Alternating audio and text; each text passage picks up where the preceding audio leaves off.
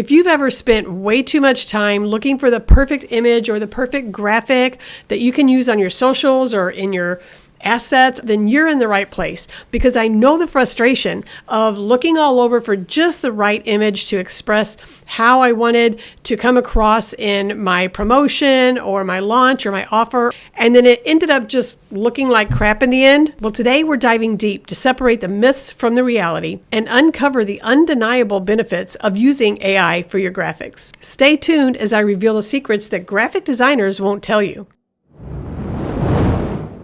Welcome to my channel. I'm Terry Sobon, and here we explore unconventional creative brand strategies and AI for your business. And I want to dive right into exploring the truth about using AI brand graphics. Let's get started. More and more, I'm seeing people turn to AI for their brand, for their visuals, for their graphics, for their assets. And the thing is, back when it first came out, at least the access that we had to it, a lot of people in especially spiritual spaces thought that they didn't want to use it because it might be inauthentic.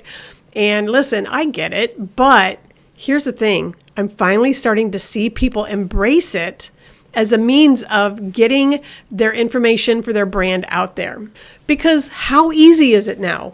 Really, how easy is it to do things like create an AI image in, say, like Midjourney or Copilot. Now you can use that. That's amazing. Or any of the other ones, AI art generators, based on, especially if you know your brand archetype or if you already know your brand colors or all of that. But listen, even if you don't, you can use AI to help you figure that out. But I digress. But what you can do is then use AI to create images of exactly what you had in mind. What if you had in mind, you wanted to pull a quote, something about using your wisdom to heal ourselves? For example, what if we want to find the perfect image for that? Well, maybe we can't find one.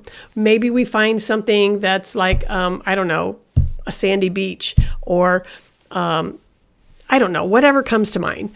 Well, what if you could just like ask ChatGPT, hey, if I want to post a quote about healing ourselves through our wisdom, what's a good idea for an image? Well, guess what? It's going to tell you. And then all you've got to do is either use it, ChatGPT or Copilot or whatever, or I prefer Midjourney, to create that image based on what it told you. You don't have to take the prompt word for word, but at least take the idea and then use whatever your brand colors are. Take that idea out of your head and put it into a text prompt, and voila, you've got a flippin' image that goes with that quote. Now, how long would it have taken you to go look on one of the stock image sites to do that? And listen, I just did a masterclass on how to create reels. You can crank out reels in no time at all using AI. So when we're talking about all the time that you could have wasted looking for stock images versus just cranking them out, getting them out of your head and into an AI so that you can then create your brand graphics that captures perfectly the essence of your launch or whatever it is that you're doing.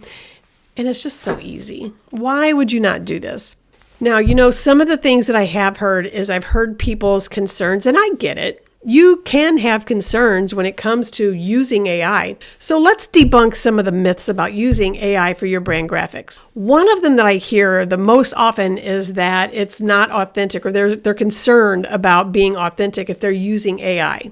Why is it any different to use an image that was created using AI versus using a stock image? Seriously consider how is it different and how is it inauthentic? And I especially see this a lot in the spiritual space. Before they become my clients or my students, eventually they end up trying it in one form or another, and they find out they don't have to be inauthentic to use AI. That doesn't say anything about your authenticity. You can still be you. You're still the human behind the AI image, for instance. You're still the human behind using ChatGPT or any other chatbot to create stories. You're still the human behind it. Matter of fact, it's a lot easier to tap into your inner knowing, your inner sense of self, your inner wisdom. Type that out with a prompt with your fingers and put that out there as a version of you. How's that inauthentic? I don't think it is. Another myth that I hear is that it lacks soul. Okay, but here's the thing. There's still a human behind typing out the prompts that actually create those graphics. Why is that not soul? Why does it have to come from a finger pressing a shutter and instantly you've got images in pixels? Why is that any different? Think about it. Whether I'm typing out a prompt or if I'm painting with a paintbrush, it's still coming from me. Maybe I don't have an artist's eye, but I can sure as heck create something beautiful with an AI brand image. And then another one that I hear is that it's not creative. Well, I can't tell you how many people I come across who've said, is there somebody who can help me with this prompt? I can't make the words to create the image that I have in mind. That requires some skill, believe it or not, okay? That requires a little creativity. And what if you want to sort of reproduce an image that you see? That also requires a little creativity because you've got to get creative and think of what does the AI see that I need to try to reproduce, sort of reproduce.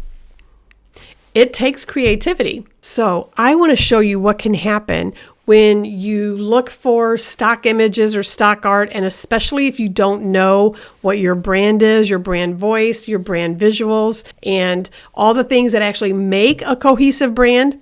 Let me show you those. So this is some messed up messaging that I had used before I knew what I was doing, and especially before AI came along. And I want you to look at how messed up this is. It's kind of embarrassing for me to show, okay? So this was an old membership that I had that the graphics were women that I pieced together, and I had to even take bits and pieces and create little parts because like the sword fell off of one when I was moving things around.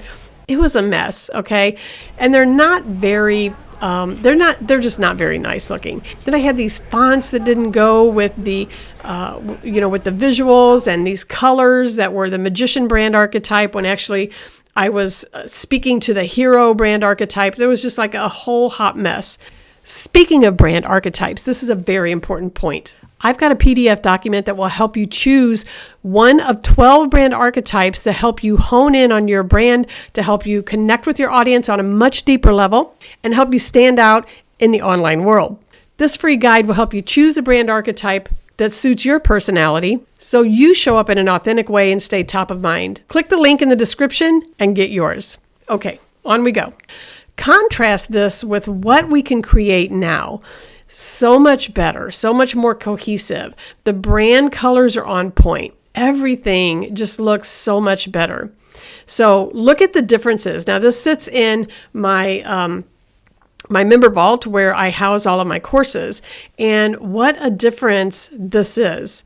Can you see what I'm talking about? So this is why I use AI for my branding now. So even if you don't have a designer eye, it doesn't matter. AI is going to help you make everything look better. And then there are so many templates now that you can use and alter. I don't recommend that you use templates straight out of the box, but you can go into Canva, pick a template, and then go from there.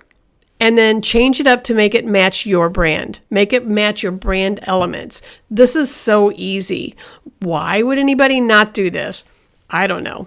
And so there are so many simple tools that you can use now, even some of them for free as of the time of this recording, that you can create your AI art for your brand assets, your brand graphics, your brand visuals. So you can I use Midjourney as my personal favorite. You can also use like Copilot now with that's got the DALL-E 3 built into it from OpenAI. You can use Canva's AI, which is not all that great to make images, but it's okay.